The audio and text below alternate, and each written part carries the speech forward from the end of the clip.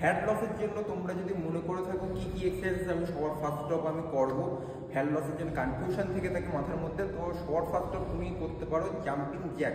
Jumping Jack করো। হ্যাঁ, 1 2 3 4। আচ্ছা, hold on.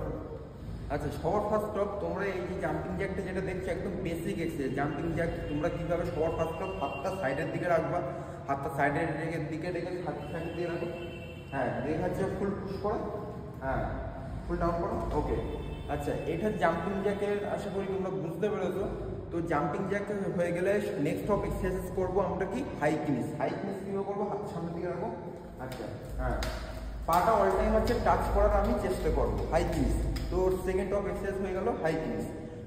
R last of করবো আমি বারপিস। বারপিসটা করো। আচ্ছা, বারপিসটা ক্যামেরা একটু ডাউন করে দাও।